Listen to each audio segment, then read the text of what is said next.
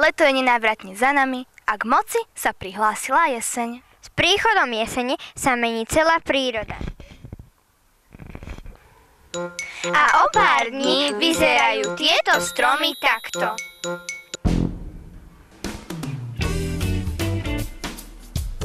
Jeseň nás obdarováva svojimi plodmi a neuveriteľnými možnosťami radosti pri púšťaní šarkanov alebo pri zhotovovaní strašiakov z tekvíc. Ja, ty myslíš našu súťaž strašiakov? Presne tak.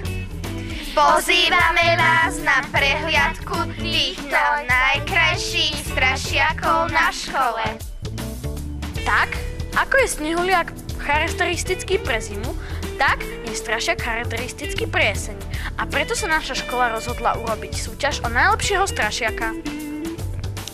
Zapojili sa sem rôzni strašiaci, látkoví strašiaci a dyňoví strašiaci.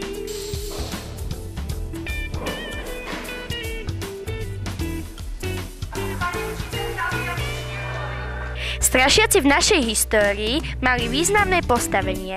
Jedni odháňali vtáky a zvieratá z polí, aby sa zachovala úroda. No a tekvicoví strašiaci?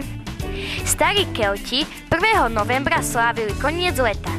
Im začínal vlastne nový rok. Verili, že duše mŕtvych sa vracajú a preto vyrábali strašiakov, aby odohnali všetko zlé. Keď prišli do Ameriky, tieto tradície si tam priniesli. To by bola história, ale my v škole nikoho nechceme strašiť.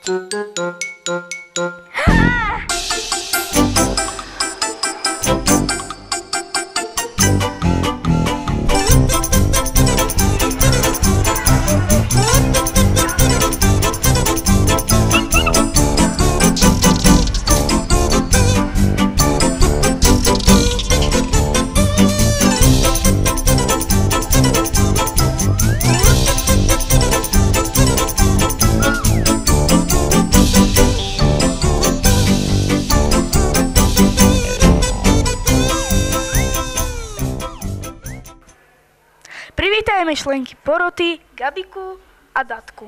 Aké boli kritériá pri vyhodnocovaní týchto veľmi krásnych strašiakov? Hodnotili sme najmä kreativitu, aby neboli rovnakí, ako môžete nájsť na webe a iných ozdobách alebo výzdobách dnešných obchodov. A tak poväčšinou vyhrávali skôr mladší žiaci, pretože tam bolo ukázané, že tú svoju fantáziu využili naplno. Toto sú naše spolužiačky zo 7. B triedy, ktoré si taktiež pripravili jedného krásneho strašiaka. No vlastne to bol nápad nás všetkých, lebo my sa radi zapájame do takýchto súťaží. A čo vás inšpirovalo k vytvoreniu takéhoto strašiaka?